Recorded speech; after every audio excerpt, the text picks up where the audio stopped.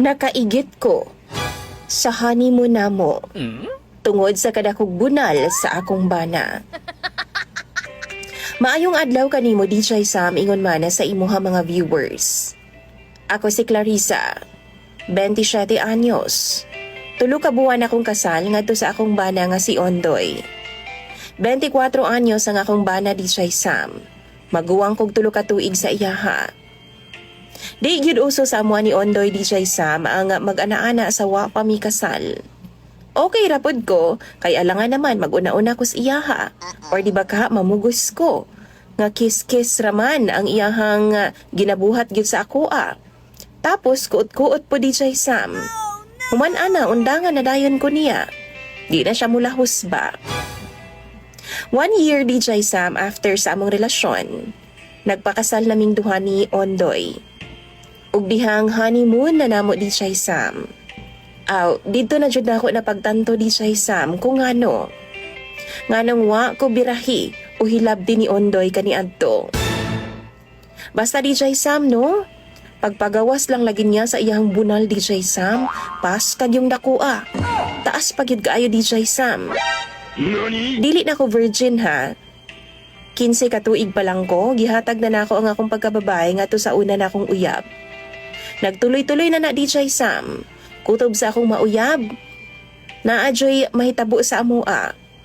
Pero nga nung pag-abot ni Ondoy DJ Sam, paskag yung sakita. Mura pud kog first time nga gibunalan DJ Sam. Mura kog mamatay jud sa kasakit.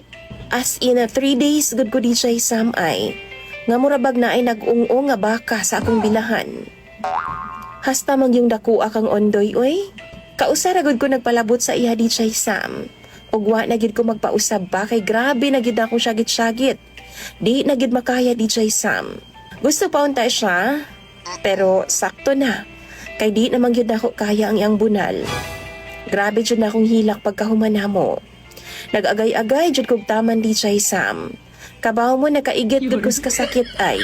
Kay sigihan naman ako siyag tulak pero musakyud pa man gyud siya DJ Sam. Padayon gihapon siyag duot. Padayon gihapon siya siyang gibati. Kabaw mo? Murag nang guot ug nagdasok gud ang akong pantog DJ Sam. Ang akong mga tinai, murag nagdasok gid in taon. Wa ko makasabot sa akong gibati.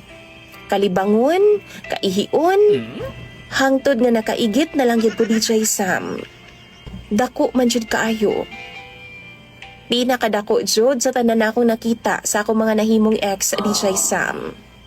Wa gani ko magdahom nga naaday ingon ato kadako nga tabadidoy nga murag simod sa elepante DJ Sam. Nihangyo ko kang Ondoy ba? Pwede ba once a month na lang namong buhaton ng butanga? Mag-ana-ana ba? Pero nanluod man na siya DJ Sam, kay mura daw siya gisilutan anang kahimtanga. DJ Sam, ana sila makadaot daw ng dagko kaayo. Sige lang daw kagasgasan ang akong bilahan. Pero di kasabot ang akong bana ni ana. Napoy nagtambag na ako nga magpa-check up lagi daw. Kay gisian daw na ang akong ganghaan. Pwede daw kong operahan DJ Sam kanang padak-an ba? Pawangwangan daw og gamay para maigo daw ang tabadidoy ni Ondoy. Di daw maglisod. Tinuod ba na? Base na ay expert diha ba? Base na amoy nabalaan.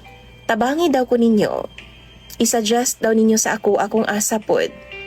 Kay mura gyud na akong ikamatay ning kadako sa bunal sa akong bana nga si Ondoy. Matag higayon nga mag-ana-ana ming duha. Tabangi og tambagi in taon ko ninyo.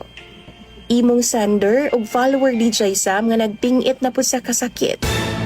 Samtang ka-type in taon ko DJ Sam sa akong mensahe. Kay bag-o naman pod kong gibirahan ni Ondoy. Clarissa.